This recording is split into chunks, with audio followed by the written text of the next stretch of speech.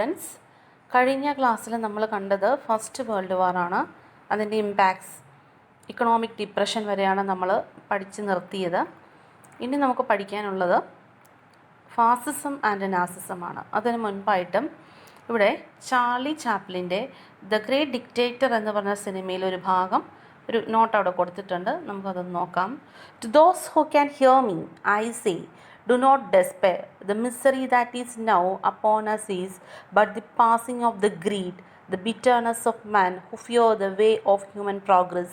The hate of man will pass and dictators die, and the power they took from the people will return to the people. As long as men live, liberty will never perish. അദ്ദേഹം പറഞ്ഞിരിക്കുന്നത്, അദ്ദേഹത്തെ ശ്രവിക്കുന്നവർ നിരാശപ്പെടരുത്. മനുഷ്യൻ്റെ അത്യാർത്തിയാണ് മനുഷ്യൻ്റെ ദുരന്തമായി പരിണമിച്ചത്. മനുഷ്യവിദ്വേഷം ഇല്ലാതാവുകയും ഏകാധിപതികൾ മരണപ്പെടുകയും ചെയ്യും. ഒരിക്കൽ ഏകാധിപതികൾ എല്ലാവരും മരണപ്പെടും എന്നാണ് അദ്ദേഹം പറയുന്നത്. അപ്പോൾ മനുഷ്യവിദ്വേഷം ഇല്ലാതാവും. ജനങ്ങളിൽ നിന്നും തട്ടിയെടുത്ത അധികാരം അവർ മരണമടയുന്നതോടെ ജനങ്ങൾ തിരിച്ചെടുക്കുക തന്നെ ചെയ്യും. മനുഷ്യൻ നിലനിൽക്കുന്നിടത്തോളം കാലം സ്വാതന്ത്ര്യം നശിക്കില്ല. അപ്പോൾ വളരെ ഒപ്റ്റിമിസ്റ്റിക് ആയിട്ടുള്ള ഒരു നല്ല ശുഭാപ്തി വിശ്വാസമായിട്ടുള്ള കാര്യമാണ് ചാർലി ചാപ്ലിൻ പറയുന്നത്. ഒന്നാം ലോക മഹായുദ്ധാനന്തരം പിന്നീടുണ്ടായ ചില സംഭവങ്ങൾ, അത് എന്തൊക്കെയാണെന്നാണ് നമുക്ക് ഈ ചാപ്റ്ററിൽ ഇന്ന് പഠിക്കാനുള്ളത്. This was Charlie Chaplin's view on the dictatorship that became prevalent in some European nations after the First World War. Let us see the circumstances which led to the formation of such governments. അപ്പോൾ നമ്മൾ പറയുന്നത് എന്താണെന്ന് വെച്ചാൽ, ഒന്നാം ലോക യുദ്ധത്തിന് ശേഷം ചില യൂറോപ്യൻ രാജ്യങ്ങൾ, ആ രാജ്യങ്ങളിൽ അധികാരത്തിൽ വന്ന സ്വേച്ഛാധിപത്യ ഭരണങ്ങളെക്കുറിച്ചുള്ള ചാർലി ചാപ്ലിൻ്റെ നിരീക്ഷണമാണ് കണ്ടത്. ഇനി അത്തരം ഭരണകൂടങ്ങൾ രൂപപ്പെടാനായിട്ടുള്ള സാഹചര്യം എന്തായിരുന്നു എന്നാണ് നമുക്ക് പഠിക്കാനുള്ളത്. നമ്മൾ കഴിഞ്ഞ ക്ലാസ്സിൽ കണ്ടു, ഒന്നാം ലോക മഹായുദ്ധത്തിൽ പരാജിത രാജ്യങ്ങളും ഉണ്ടായിരുന്നു, വിജയിച്ച രാജ്യങ്ങളും ഉണ്ടായിരുന്നു.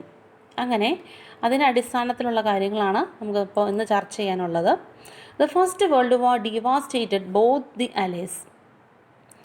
Many European governments lost their power. People were in misery. Unemployment, poverty and inflation gnawed their entire system. Fascism in Italy and Nazism in Germany rose to power, capitalizing on the political and economic chaos prevailing then. അപ്പോൾ പറഞ്ഞു വരുന്ന വേറൊന്നുമല്ല, ഒന്നാം ലോക മഹായുദ്ധാനന്തരം നഷ്ടമുണ്ടായിട്ടുള്ള ഒരുപാട് രാജ്യങ്ങൾ ഉണ്ടായിരുന്നു. അപ്പോൾ പരാജിതപ്പെട്ട രാജ്യങ്ങളുടെ അവസ്ഥ എന്ന് പറയുന്നത് പരിതാപകരം ആയിരുന്നു. പല യൂറോപ്യൻ രാജ്യങ്ങളിലും അവർക്ക് നിലവിലുണ്ടായിരുന്ന ഭരണകൂടങ്ങൾക്ക് അധികാരം ഇല്ലാതെയായി. ജനങ്ങൾക്ക് തൊഴിൽ നഷ്ടപ്പെട്ടു. നാണയപ്പെരുപ്പം ഉണ്ടായി. സാമ്പത്തിക മേഖലയെ അത് ബാധിച്ചു. നാണയപ്പെരുപ്പം എന്ന് പറഞ്ഞാൽ നമ്മൾ 10 രൂപ കൊടുത്ത് വാങ്ങിക്കൊണ്ടിരുന്ന സാധനത്തിന് അതിൻ്റെ ഇരട്ടിക്കിരട്ടി വിലയായി. അപ്പോൾ കൂടുതൽ പണം കൊടുത്താൽ മാത്രമേ നമുക്ക് സാധനം കിട്ടുകയുള്ളൂ. അതാണ് ഇൻഫ്ലേഷൻ അല്ലെങ്കിൽ നാണയപ്പെരുപ്പം എന്ന് പറയുന്നത്. ഈ രാഷ്ട്രീയ സാമ്പത്തിക അനിശ്ചിതത്വത്തെ ചൂഷണം ചെയ്ത് അധികാരത്തിൽ വന്ന രണ്ട് ആശയങ്ങളെക്കുറിച്ചാണ് നമുക്കിന്ന് പഠിക്കാനുള്ളത്. ഇറ്റലിയിൽ ഉണ്ടായ ഫാസിസവും ജർമ്മനിയിലെ നാസിസവും. നമ്മൾ നേരത്തെ നിങ്ങൾ കേട്ടിട്ടുണ്ടാവും, ഇറ്റലി, ഫാസിസം, ഹിറ്റ്ലർ, ജർമ്മനി, നാസിസം, മുസോളിനി എന്നൊക്കെ നിങ്ങൾ നേരത്തെ കേട്ടിട്ടുണ്ടാവും. സാമ്പത്തിക തകർച്ച, യുദ്ധത്തിൽ വിജയിച്ചവരോടുള്ള പ്രതികാര മനോഭാവം. അപ്പോൾ സാമ്പത്തികമായിട്ട് തകർന്നു നിൽക്കുകയായിരുന്നു അവർ. യുദ്ധത്തിൽ അവർ തോറ്റു നിൽക്കുന്നു. അപ്പം ആ ശത്രുവിനോടുള്ള മനോഭാവം, ലക്ഷ്യബോധമില്ല, അവർക്ക് ഒന്നുമില്ലാതെ വന്നപ്പോൾ അവർക്ക് എന്താണ്, ലക്ഷ്യമില്ലാതെയായി. ഇതൊക്കെയാണ് ഈ ഫാസിസത്തിൻ്റെക്ക് അവരെ വഴി തെളിച്ചത്. അപ്പം അങ്ങനെയാണ് ഈ ഫാസിസ്റ്റ് ഭരണകൂടം നിലവിൽ വന്നത്. അതായത് fascism in Italy and Nazism in Germany. And the reason for the occurrence അല്ലെങ്കിൽ ഹൗ ഇറ്റ് കെയിം എന്ന് ചോദിച്ചാൽ, it came exploiting the economic destruction, rivalry against the victors, aimlessness, ജനങ്ങളുടെ സാമ്പത്തികമില്ലായ്മയും ശത്രുതയും ലക്ഷ്യമില്ലായ്മയും അതൊക്കെ മുതലെടുത്തുകൊണ്ട് വന്ന രണ്ട് സംഭവങ്ങളാണ് ഫാസിസവും നാസിസവും. ഇനി നമുക്ക് പഠിക്കാനുള്ളത് ഫാസിസത്തിൻ്റെ സവിശേഷതകളാണ്. What are the features of fascism? Antagonism to democracy. Antagonism to democracy എന്ന് വെച്ചാൽ ജനാധിപത്യത്തിലുള്ള വിരോധമാണ്. പിന്നീട് ഗ്ലോറിഫൈയിങ് ദി നേഷൻ എന്ന് വെച്ചാൽ അവരുടെ രാഷ്ട്രത്തെ അവർ മഹത്വവൽക്കരിച്ചു. ഏത് രാഷ്ട്രമാണോ അവരുടെ ആ രാഷ്ട്രത്തെ അവർ മഹത്വവൽക്കരിക്കുന്നു. പിന്നീട് മൂന്നാമത്തെ പോയിൻ്റായിട്ട് പറയുന്നത് ജസ്റ്റിഫൈയിങ് ദി വാർ. യുദ്ധത്തെ അവർ യുദ്ധം ഏറ്റവും നല്ലതാണെന്നാണ് അവർ പറഞ്ഞത്, മഹത്വമായിട്ട് കണ്ടു. പിന്നീട് ചെയ്തതെന്ന് വെച്ചാൽ ഡിഫൈൻ ദി പാസ്റ്റ്, ഒരു ഭൂതകാലത്തെ പ്രകീർത്തിക്കൽ. പിന്നീട് മിലിറ്ററി ഡിക്റ്റേറ്റർഷിപ്പ്, സൈനിക സ്വേച്ഛാധിപത്യം. പിന്നീട് opposition to the socialism, socialism എന്ന സംവിധാനത്തോടുള്ള അവർക്കുള്ള എതിർപ്പ്. Adoring the purity of race, അതായത് വംശമഹിമ ഉയർത്തിപ്പിടിക്കും. ഏത് വംശത്തിലാണോ അവരുള്ളതെന്ന് വെച്ചാൽ ആ വംശത്തെ ഉയർത്തിപ്പിടിക്കും. ആ വംശമാണ് ഏറ്റവും ശ്രേഷ്ഠം. ആര്യന്മാരാണെങ്കിൽ ആര്യന്മാരാണ് ഏറ്റവും ശ്രേഷ്ഠന്മാർ എന്ന് പറയുകയാണ്. പിന്നീട്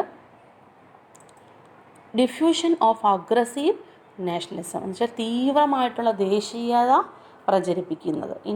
indoctrination of ideologies through arts, literature and education. മറ്റൊരു കാര്യമെന്ന് പറഞ്ഞാൽ കലയിലൂടെയും സാഹിത്യത്തിലൂടെയും വിദ്യാഭ്യാസത്തിലൂടെയുമുള്ള ആശയ പ്രചാരണം നടത്തി. ഏറ്റവും ഒടുവിലത്തെ point destruction of political rivals, അപ്പോൾ രാഷ്ട്രീയ എതിരാളികളൊക്കെ ഉന്മൂലനം ചെയ്യുക. ഇതാണ് these were the features of fascism. What are the features of fascism, അല്ലെങ്കിൽ ഫാസിസത്തിൻ്റെ സവിശേഷതകൾ എന്തൊക്കെയാണെന്ന് ചോദിക്കുകയാണെങ്കിൽ ഇതൊക്കെയാണ്. ഇത്രയും പോയിൻറ്റ്സ് നമ്മൾ എഴുതണം. അപ്പോൾ ഫാസിസം എന്ന് പറയുന്നത് ഒന്നാം ലോക മഹായുദ്ധത്തിൻ്റെ സൃഷ്ടിയായിരുന്നു എന്ന് നമുക്ക് എങ്ങനെ പറയാമെന്നോട് നമുക്കൊരു ചർച്ച ചെയ്യാൻ പറഞ്ഞിട്ടുണ്ട്. അപ്പോൾ എങ്ങനെയായിരിക്കും നമുക്കത് പറയാൻ സാധിക്കും? Fascism was the product of the first world war, അല്ലെ? ഫസ്റ്റ് വേൾഡ് വാറിലെ പരാജയമാണ് ഫാസിസം എന്ന് പറഞ്ഞ ഐഡിയയിലേക്ക് തന്നെ പോയത്. ലക്ഷ്യബോധമില്ലാതിരുന്ന ജനങ്ങൾ, അല്ലേ? പിന്നീട് ഇക്കണോമിക് ഡിസ്ട്രക്ഷനിൽ നിൽക്കുന്ന സമയത്ത് പിന്നീട് റൈവൽറി അഗെയിൻസ്റ്റ് ദി വിക്ടേഴ്സ്, വിജയിച്ചിട്ടുള്ളവരുടെ മനോഭാവം, ഇതൊക്കെ മുതലെടുത്തുകൊണ്ടാണ് ഫാസിസം മുൻപിൽ വന്നത്. These are the words of Benito Mussolini. ശ്രദ്ധിക്കുക, what were Benito Mussolini's words? War is to man and what maternity is to woman. അപ്പോൾ ബെനിറ്റോ മുസോളിനിയുടെ വാക്കുകളാണ്. അദ്ദേഹം പറഞ്ഞത് പുരുഷന് യുദ്ധം, സ്ത്രീക്ക് മാതൃത്വം എന്നതുപോലെയാണെന്നാണെന്ന് മുസോളിനി അഭിപ്രായപ്പെട്ടു. അതായത് പുരുഷനായിട്ട് ജനിച്ച അയാൾ യുദ്ധം ചെയ്യണം എന്ന്.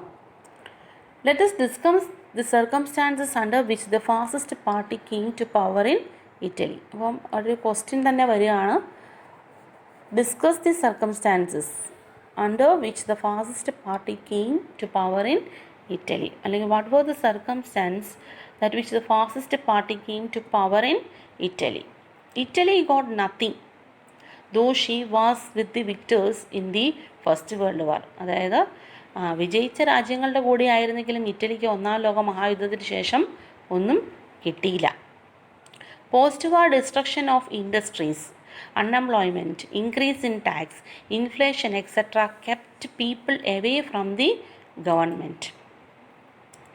പിന്നീട് അതായത് യുദ്ധത്തിന് ശേഷം വ്യവസായങ്ങളുടെ തകർച്ച, തൊഴിലില്ലായ്മ, നികുതിയുടെ വർധനവ്, ഇൻഫ്ലേഷൻ, പണപ്പെരുപ്പം തുടങ്ങിയവയൊക്കെ ജനങ്ങളെ ഭരണകൂടത്തിൽ നിന്നും അകറ്റി നിർത്തി. മൂന്നാമത്തെ പോയിൻ്റായിട്ട് പറയുന്നത് industrialist in fear of Italy moving to socialism were prompted to support fascism. അപ്പോൾ ഇൻഡസ്ട്രിയലിസ്റ്റ് വ്യവസായികളൊക്കെ പേടിച്ചു ഇറ്റലി സോഷ്യലിസത്തിലേക്ക് മൂവ് ചെയ്യുമോ എന്ന് പേടിച്ചിട്ട് വ്യവസായികളൊക്കെ എന്ത് ചെയ്തു? വ്യാവസായിക മുതലാളിമാർ ഫാസിസത്തെ സപ്പോർട്ട് ചെയ്തു. Mussolini resorted to the despotic measures in the political and economic field of Italy. അപ്പം മുസോളിനി ഇറ്റലിയിൽ അധികാരത്തിലേറിയ മുസോളിനി അവിടുത്തെ രാഷ്ട്രീയ സാമ്പത്തിക മേഖലകളിൽ സ്വേച്ഛാധിപത്യപരമായിട്ടുള്ള നടപടികളാണ് അദ്ദേഹം കൈക്കൊണ്ടത്. അദ്ദേഹം ഒരു സ്വേച്ഛാധിപതി ആയിരുന്നു. Mussolini. Violence and ferocity were the strategies of the ഫാസിസ്റ്റുകൾ. അപ്പോൾ ഫാസിസ്റ്റുകളുടെ തന്ത്രം എന്ന് പറയുന്നത് അവരുടെ അക്രമത്തിൻ്റെയും ഹിംസയുടെയും ഒരു സ്ട്രാറ്റജി ആയിരുന്നു അവർക്ക് ഉണ്ടായിരുന്നത്. ആ മാർഗമാണ് അവർ സ്വീകരിച്ചത്. ആ പോയിന്റ് നോട്ട് ചെയ്ത് വെക്കുക. Violence and ferocity were the strategies of the fascist. Socialists and the leaders of peasants and workers were proclaimed as enemies of the nation. അപ്പോൾ സോഷ്യലിസ്റ്റുകളെയും പിന്നെ തൊഴിലാളി നേതാക്കന്മാരെയും തൊഴിലാളികളെയും ഒക്കെ കർഷകരെയും എല്ലാം അവർ ശത്രുക്കളായിട്ട് കണ്ടു. Those who opposed the fascist party were executed. Fascist പാർട്ടിയെ എതിർത്തവരെയൊക്കെ അവർ വകവരുത്തി. The aim of Mussolini was to restore ancient Roman Empire. അപ്പോൾ പുരാതന റോമൻ എംപയർ പുനഃസ്ഥാപിക്കുക എന്നുള്ളതായിരുന്നു മുസോളിനിയുടെ ലക്ഷ്യം. അതായത് അവരുടെ പഴയ സാമ്രാജ്യത്തിൻ്റെ ശക്തിയിലേക്ക് കൊണ്ടുവരാനായിട്ടുള്ളൊരു താല്പര്യമായിരുന്നു. As a part of this he adopted several symbols of ancient Roman administration. അപ്പം ഇതിൻ്റെ ഭാഗമായിട്ട് അദ്ദേഹം പല കാര്യങ്ങളും ചെയ്തു. മുസോളിനി പ്രാചീന റോമാ സാമ്രാജ്യത്തിൻ്റെ പുനഃസ്ഥാപനത്തിന് വേണ്ടി അദ്ദേഹം പ്രാചീന റോമൻ ഭരണത്തിൻ്റെ പല മുദ്രകളും സ്വീകരിച്ചു. പിന്നീട് as a part of this using his military force the black shirt. അപ്പം നിങ്ങൾ ശ്രദ്ധിക്കണം, മുസോളിനിയുടെ മിലിറ്ററി ഫോഴ്സിൻ്റെ പേരാണ് ബ്ലാക്ക് ഷർട്ട്. എക്സാമിന് ചോദിക്കും എന്നൊരു പോയിൻ്റാണത്. Using his military power black shirt Mussolini suppressed the opponents through fascist policies. അപ്പം മുസോളിനി അദ്ദേഹത്തിൻ്റെ ശത്രുക്കളെയൊക്കെ ഫാസിസ്റ്റ് നയങ്ങൾ ഉപയോഗിച്ചിട്ടാണ് അടിച്ചമർത്തിയത്. His aggressive foreign policy led him to conquer nations like Ethiopia, Albania etcetera. അതിലൂടെ അദ്ദേഹം അതായത് ആക്രമണോത്സുകമായ വിദേശ നയം സ്വീകരിച്ച മുസോളിനി എത്യോപ്യ, അൽബേനിയ തുടങ്ങിയ രാജ്യങ്ങൾ അദ്ദേഹം ആക്രമിച്ചു. പിന്നീട് Italy's run for dictatorship paved the way for the outbreak of another war. അതായത് ഇറ്റലിയുടെ ഈ സാമ്രാജ്യത്വ മോഹം ലോക രാജ്യങ്ങളെ മറ്റൊരു യുദ്ധത്തിലേക്കാണ് നയിച്ചുകൊണ്ട് പോയത്. ഇനി മുസോളിനിയുടെ കാര്യം നമ്മൾ പറഞ്ഞു. ഇനി നമുക്ക് പറയാനുള്ളത് ഹിറ്റ്ലർ ആൻഡ് നാസിസം. ശ്രദ്ധിക്കുക, വളരെ ഇമ്പോർട്ടൻ്റ് ആയിട്ടുള്ള ഒരു കാര്യമാണ് ഇപ്പോൾ വായിക്കാൻ പോകുന്നത്. First they came for the socialist and I did not speak out because I was not a socialist. എന്താണ് അതിൻ്റെ അർത്ഥം? അവർ ആദ്യം വന്നത് സോഷ്യലിസ്റ്റുകളെ തേടിയായിരുന്നു. ഞാനൊരു സോഷ്യലിസ്റ്റ് അല്ലാത്തതുകൊണ്ട് അപ്പോൾ ഞാൻ പ്രതിഷേധിച്ചില്ല.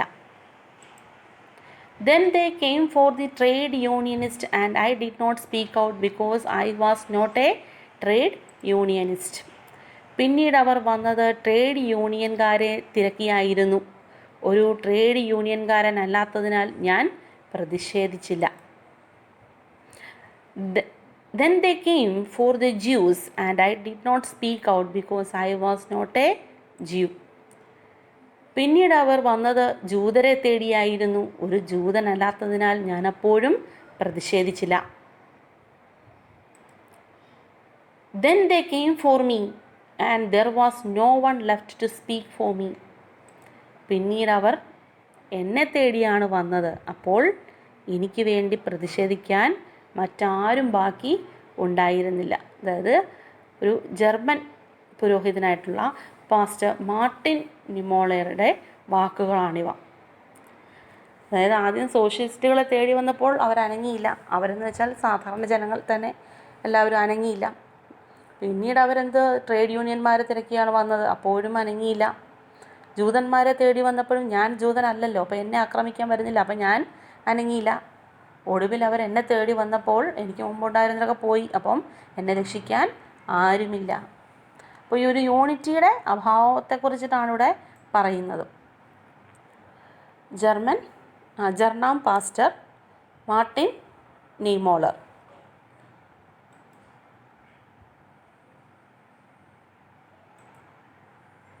Nazism is the German version for fascism. Let's look at the factors that helped Hitler, the leader of Nazi party, to come to power in Germany. ഇപ്പോൾ നാസിസം എന്ന് പറയുന്നത് ഫാസിസത്തിൻ്റെ മറ്റൊരു രൂപമാണ്. അപ്പം നമുക്ക് നോക്കാം ഹിറ്റ്ലറിനെ ജർമ്മനിയിലെ നാസി പാർട്ടിയുടെ അധികാരിയായിട്ട് വരാൻ സഹായിച്ച ഘടകങ്ങൾ എന്തൊക്കെയാണ്. First point, the treaty of Versailles. നമ്മൾ കണ്ടതാണ് ട്രീറ്റി ഓഫ് വെർസാലിസിൽ ജർമ്മനി ആയിരുന്നു തോറ്റ രാജ്യം. തോറ്റ രാജ്യങ്ങൾക്ക് മുൻപിൽ ജർമ്മനിക്ക് അടിയറവ് പറയേണ്ട ഒരു അവസ്ഥ വന്നിരുന്നു. The treaty of Versailles imposed by the victorious allies on Germany after the first world war. Economic destruction and inflation. അപ്പോൾ സാമ്പത്തിക തകർച്ചയും പണപ്പെരുപ്പവും.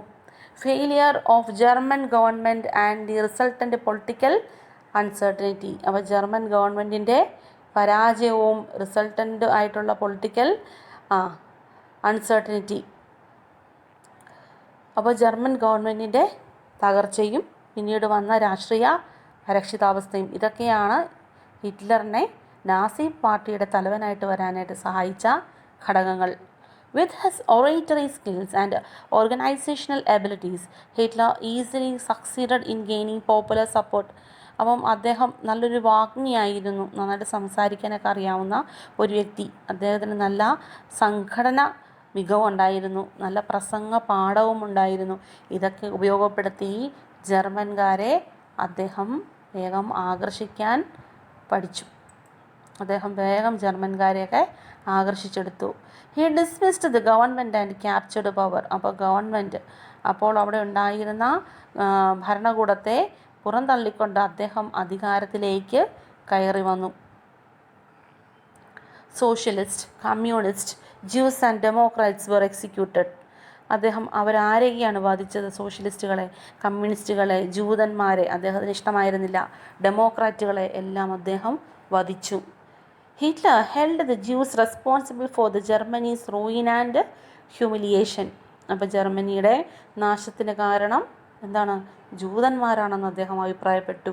Juice were massacred en masse in specially built concentration camps. This is known as the holocaust. അപ്പോൾ ജൂതന്മാർക്ക് വളരെയധികം വേദനാജനകമായിട്ടുള്ള അനുഭവമാണ് ഉണ്ടായിട്ടുണ്ടായിരുന്നത്. അദ്ദേഹം പ്രത്യേകം തയ്യാറാക്കിയ കോൺസെൻട്രേഷൻ ക്യാമ്പുകളിൽ വെച്ച് അവർ ജൂതന്മാരെ കൂട്ടക്കൊല ചെയ്തു. ഇതിന് ഹോളോകോസ്റ്റ് എന്ന് അറിയപ്പെടുന്നു. പിന്നീട്